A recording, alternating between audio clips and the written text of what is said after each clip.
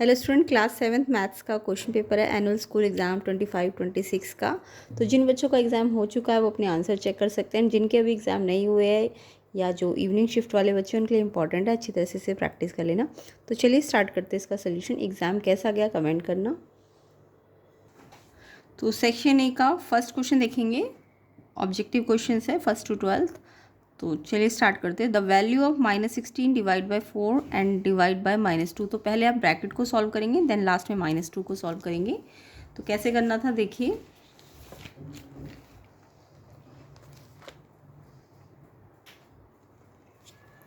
तो सबसे पहले आपको इस ब्रैकेट को सॉल्व करना है। तो -16 को 4 से डिवाइड का मतलब इसे इससे कैंसिल कर सकते हो। तो 4 4 ज़ा 16 और डिवाइड में आपको पता है अगर एक माइनस हो तो साइन माइनस का ही लगेगा। तो -1 है ना, तो पहले डिवाइड करो, 4 आया और माइनस का साइन, एंड देन इससे डिवाइड करना था। तो जब -4 को -2 से डिवाइड करोगे तो 2 2 ज़ा 4, तो 2 आया और 2 माइनस के है ना अगर डिवाइड में तो वो प्लस में आंसर आ जाएगा। तो आंसर +2 है, ऑप्शन ए। तो किस किस बच्चे का ये आंसर है बिल्कुल करेक्ट है, कमेंट करके बताइएगा किस किस का आंसर 2 आया है, ऑप्शन ए। नेक्स्ट क्वेश्चन देखेंगे। सेकेंड क्वेश्चन है, फाइंड करना था वैल्यू -1 की पावर 5। तो जब भी -1 पे ऑड पावर होती है ना तो आंसर में आपको -1 मिलता है। तो ये रूल तो सबको पता है ना, अगर -1 पे पावर ऑड होती है तो आंसर -1 मिलेगा, और अगर -1 पे पावर इवन होती है तो +1 मिलता है। तो यहाँ पे ऑड पावर है इसलिए आंसर -1 मिलेगा, ऑप्शन बी। तो सेकंड ऑप्शन बी है। तो आई होप सबका आंसर यही होगा। नेक्स्ट क्वेश्चन पे आते हैं। नेक्स्ट क्वेश्चन है, on solving 2x - 1 = 23 find x। तो x फाइंड करना था।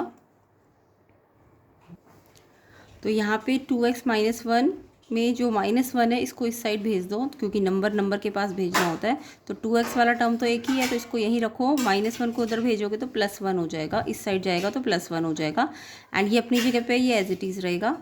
अब दोनों प्लस प्लस प्लस कर दो 24, एंड 2x में से 2 मल्टीप्लाई में है ना, तो ये 2 मल्टीप्लाई का जो है वो उस साइड जाके डिवाइड हो जाएगा। तो ये 2 से डिवाइड करेंगे तो 12 आंसर होगा, x की वैल्यू 12 आ जाएगी, ऑप्शन सी इसका करेक्ट आंसर है। तो आई होप सब बच्चों का यही आंसर है, कमेंट करके बताना किस किस का करेक्ट है।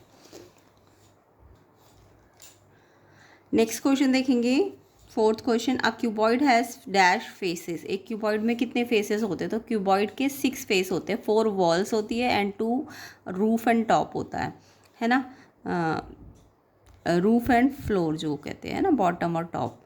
तो 6 फेसेस है, ऑप्शन ए आंसर है इसका।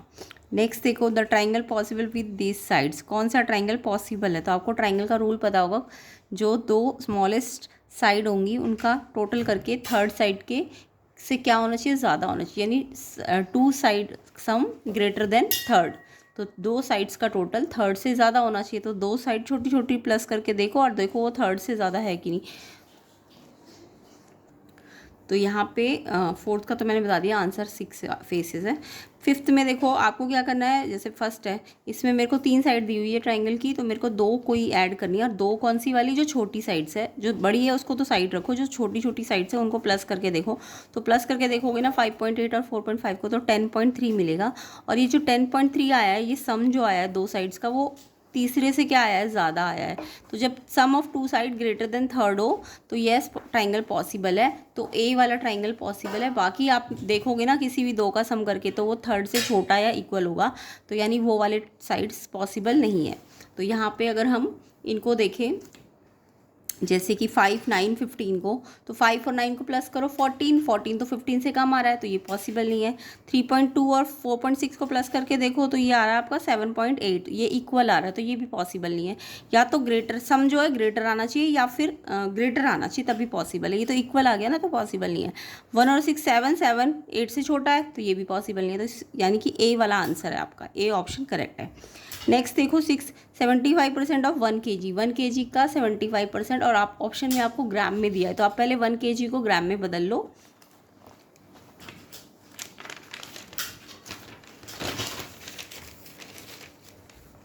तो देखो 1 kg को जब आप ग्राम में बदलोगे तो आपको पता है 1 kg 1000 ग्राम के इक्वल होता है। और 75% का मतलब क्या है, 75 लिख के, परसेंट है ना, जब भी परसेंट हटाना हो तो अपॉन में 100 लिखते हैं, ठीक है। तो 1 kg मीन्स 1000, और 75% मतलब 75/100 मल्टीप्लाई कर दो, 2 0 से 2 0 कट गई, 75 × 10 750 ग्राम आंसर आ जाएगा ऑप्शन डी। तो किस किस बचेगा, सिक्स्थ का आंसर ऑप्शन डी है, 750 ग्राम करेक्ट है। नेक्स्ट क्वेश्चन पे आते हैं। नेक्स्ट क्वेश्चन है रेसिप्रोकल ऑफ 6/11। 6/11 का रेसिप्रोकल मतलब मल्टीप्लिकेटिव इन्वर्स।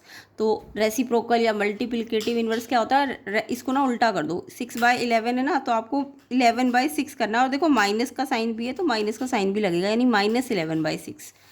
तो -11/6 ऑप्शन नंबर आपका बी है। तो यहाँ पे ध्यान रखना था, माइनस भी था ना, तो रेसिप्रोकल करोगे तो 11/6 होगा, और फिर -1 है तो लगेगा साइन, तो बी ऑप्शन आंसर है।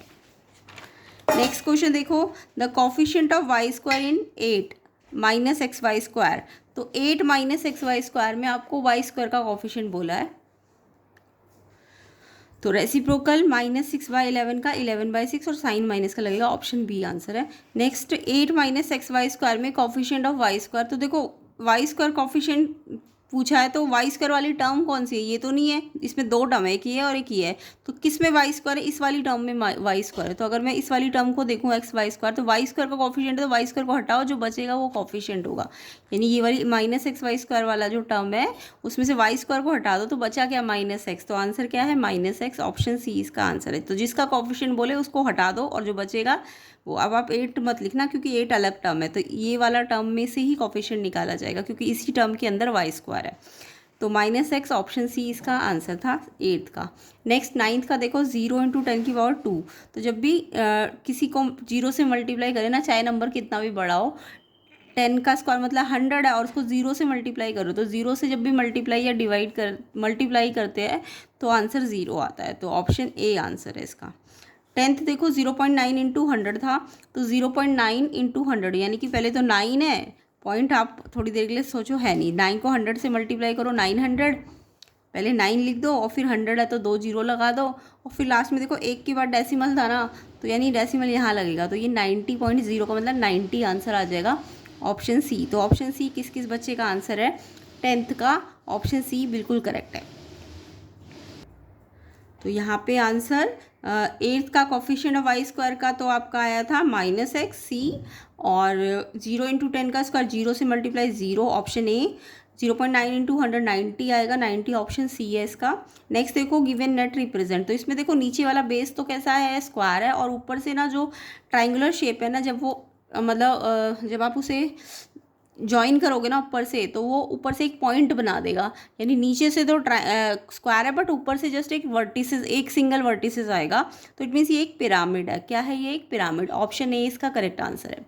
नेक्स्ट क्वेश्चन देखिए, which of the following form a pair of supplementary angle. Supplementary angle मतलब जब दो एंगल्स का सम 180 होता है, दो एंगल्स का सम 180 है तो सप्लीमेंट्री है। तो यहाँ दोनों एंगल को प्लस करो, 90 आए तो ये तो कॉम्प्लीमेंट्री है, ये भी कॉम्प्लीमेंट्री है, 90 सम आए तो कॉम्प्लीमेंट्री, इनका सम भी करो, ये 90 आएगा तो ये भी कॉम्प्लीमेंट्री है। ऑप्शन डी देखो, 112 और 68 प्लस करो तो 180 आएगा, 180 सम है यानी कि ये सप्लीमेंट्री है, तो ऑप्शन डी आंसर है। तो 11th का तो ए आंसर है, ए पिरामिड, एंड 12th का आंसर डी है, क्योंकि प्लस करा तो 180 डिग्री, यानी 180 जब सम आता है तो सप्लीमेंट्री कहते हैं, तो ये जो है डी सप्लीमेंट्री है, बाकी सारे कॉम्प्लीमेंट्री है। नेक्स्ट सेक्शन बी पे आते हैं। तो कमेंट करके बताना सेक्शन ए में कितने कंप्लीट है, कितने करेक्ट है आपके 12 में से, सारे बच्चे मुझे कमेंट करके बता देना। नेक्स्ट सेक्शन बी देखो, draw the line of symmetry for the given figure. तो लाइन ऑफ सिमेट्री ड्रॉ करनी है, तो यहाँ पे आपको दिख रहा है ये ट्राइंगल, और ट्राइंगल के ऊपर जो फ्लावर बना हुआ है पेटल्स, उसके अंदर 3 पेटल्स है। तो जितनी पेटल्स होती है या जितने अगर इक्विलेटरल ट्राइंगल है तो उसके अंदर जितनी साइड होंगी वो उतनी ही उसकी सिमेट्री बन जाएगी। तो यहाँ पे सिमेट्री ड्रॉ करनी थी, तो इसके अंदर 3 सिमेट्री बनेगी और इसमें 2 सिमेट्री बनेगी डायगोनल के लॉन्ग।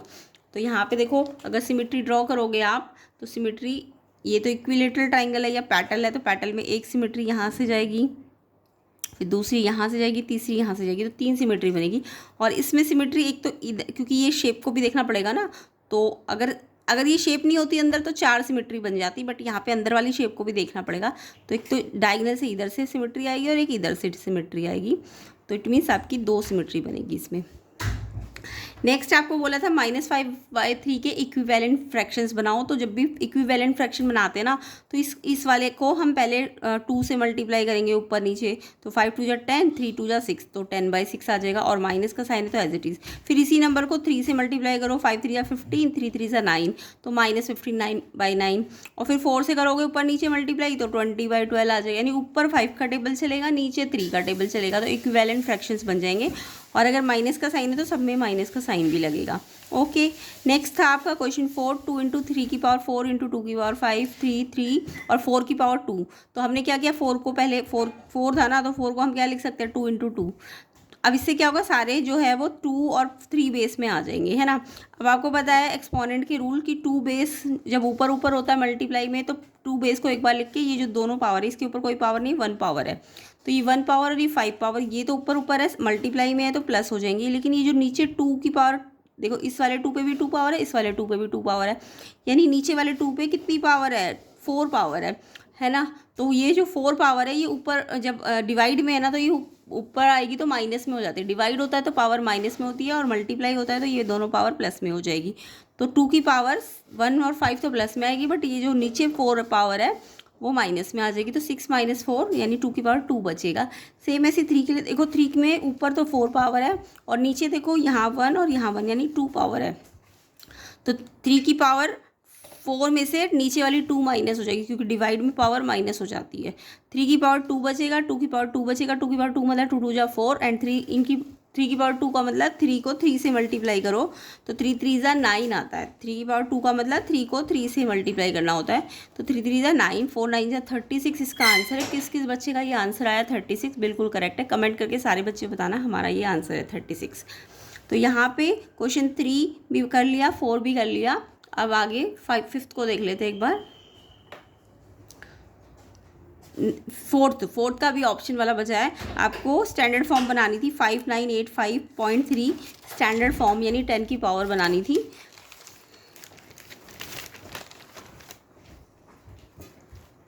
तो जब भी स्टैंडर्ड फॉर्म में बनाते हैं तो पहले तो मुझे डेसिमल ना, एक ये जो नंबर होता है ना, एक नंबर के बाद लगाना होता है। ये जहाँ भी एक नंबर, मतलब ये डेसिमल आपका यहाँ लगा, जबकि हमें डेसिमल एक यहाँ मतलब लेफ्ट से फर्स्ट नंबर के बाद लगाना होता है। तो यानी कि मुझे डेसिमल यहाँ चाहिए, तो मेरे को डेसिमल यहाँ से यहाँ शिफ्ट करना है। तो 1 2 3 यानी 3 मैंने डेसिमल लेफ्ट में शिफ्ट की है।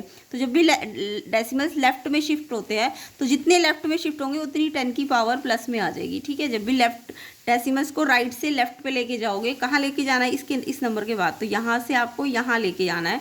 तो इट मीन्स आपने राइट टू लेफ्ट कितना शिफ्ट किया है, 3, तो आपको प्लस पावर लेनी है 10 की।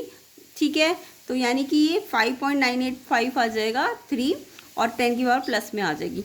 सेम ऐसे यहाँ भी है, आपका डेसिमल कुछ नहीं, कहीं नहीं लगा, तो यानी कि यहाँ पे लगा होता है लास्ट में। अब आप लास्ट से हटा के कहाँ लगाओगे, इस एक नंबर के बाद लगाओगे। तो 1 2 3 4 5 6, 1 2 3 4 5 6, तो यहाँ लगाया 6, तो ये भी आप राइट से लेफ्ट पे लेके जा रहे हो, तो 10 की पावर प्लस में 6 आ जाएगी। तो 3.43 इंटू 10 की पावर 6, ये आपका साइंटिफिक जो मेथड है वो हो जाएगा। ठीक है, स्टैंडर्ड फॉर्म। नेक्स्ट देखो, तो आई होप सबको स्टैंडर्ड फॉर्म आती होगी और करेक्ट होगा सबका। कमेंट करके बताना किस किस का करेक्ट है। How many line of symmetry equilateral triangle and a regular pentagon. तो जब इक्विलेटरल ट्राइंगल हो तो उसमें तीनों साइड इक्वल है, तो उसकी 3 सिमेट्री बनती है line of. And regular pentagon मतलब 5 साइड है, और उसका रेगुलर है तो उसकी सारी साइड इक्वल भी है। तो जितनी अगर रेगुलर कोई भी शेप हो और उसके अंदर जितनी साइड होती है उतनी ही उसकी लाइन ऑफ सिमेट्री बनती है। यानी पेंटागन में 5 साइड है तो, और रेगुलर है तो इट मीन्स उसके अंदर 5 सिमेट्री बनेगी। ठीक है, तो यानी इक्विलेटरल के अंदर आपकी कितनी लाइन ऑफ सिमेट्री आएगी, इक्विलेटरल तीनों साइड इक्वल है ना, इक्विलेटरल में 3 साइड है तो 3 लाइन ऑफ सिमेट्री आ जाएगी। और पेंटागन में 5 साइड है और वो रेगुलर है, यानी सारी साइड इक्वल है, तो 5 साइड तो 5 ही उसकी सिमेट्री आएंगी लाइन ऑफ। नेक्स्ट आपको फ्रैक्शंस को प्लस करना था। तो जब भी फ्रैक्शंस को आपको प्लस करना हो क्वेश्चन नंबर 6 में, तो आपको पहले इन डिनोमिनेटर को सेम करना है। उसके लिए आपको एलसीएम लेना है। तो आप 19 और 57 का एलसीएम लेते हो। तो आपको पता है 19 और 57 शायद 19 के टेबल में आते हैं, तो 19 पे ये 1 पे आएगा, और 19 पे ये कब आएगा, 3 पे आएगा ना। हाँ, फिर ये 3 पे जाएगा, 3 वन जा 3 वन जा, तो 19 3 जा 57, एलसीएम 57 को नीचे लिख देंगे डिनोमिनेटर में एक बार, और फिर देखेंगे कि ये जो 19 है ये वाला फ्रैक्शन का इसके डिनोमिनेटर में 19 है, जबकि मुझे 57 लाना है। तो हमें 19 में पता है 57 3 पे आता है ना, 3 पे, तो ऊपर वाले नंबर को हम 3 से मल्टीप्लाई कर देंगे, तो 8 को 3 से मल्टीप्लाई कर देंगे। एंड इसका डिनोमिनेटर 57 है, इसमें 57 कब आता है डिनोमिनेटर, ये जो डिनोमिनेटर है इसमें ये वाला एलसीएम कब आता है, 1 पे आता है, तो इसको ऊपर वाले को 1 से मल्टीप्लाई कर देंगे। तो इसको मल्टीप्लाई 1 से करेंगे तो 8 3 जार 24, आपको पता है मल्टीप्लाई में एक माइनस है तो लगता है, ये भी एक मल्टीप्लाई करो 5 1 जा 5, पहले मल्टीप्लाई करना होता है बाद में माइनस या प्लस, तो पहले इन दोनों को मल्टीप्लाई किया, इसमें एक माइनस था तो मल्टीप्लाई के रूल के अकॉर्डिंग एक माइनस लगता है। सेम ऐसी 5 1 जा 5, इसमें भी एक ही माइनस है दोनों में, तो ये लगेगा। अब दो माइनस माइनस जब भी हो तो प्लस करते हैं, जब भी माइनस माइनस हो तो प्लस करना चाहिए, और साइन जो है माइनस का लगता है, तो दो माइनस माइनस प्लस करते हैं साइन लेकिन माइनस का लगता है। तो आपको पहले 24 और 5 को प्लस करना है 29 एंड साइन माइनस का लगाना है, और अपॉन में 57। तो ये आंसर किस किस बच्चे का आया है, तो बिल्कुल करेक्ट है, कमेंट करके बताना। और फ्रैक्शंस को कैसे प्लस माइनस करते हैं ये मैंने आपको रूल बता दिया।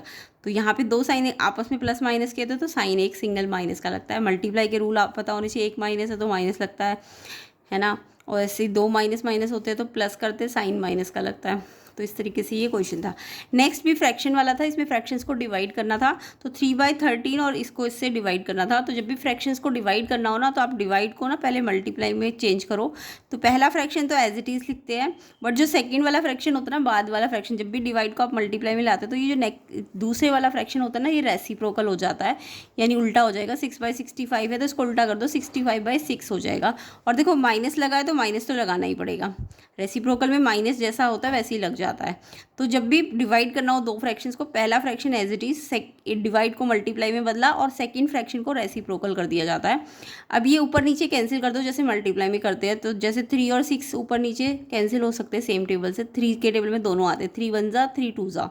सेम ऐसी 13 और 65 13 के टेबल से कैंसिल हो जाएंगे, ये भी ऊपर नीचे है ना तो ये भी कैंसिल हो सकता है। 13 में ये 1 पे आता है और 13 पे ये 5 पे, सेम टेबल से ऊपर नीचे कैंसिल करना है। सामने सामने कैंसिल नहीं करना, सामने सामने सिर्फ मल्टीप्लाई करना है।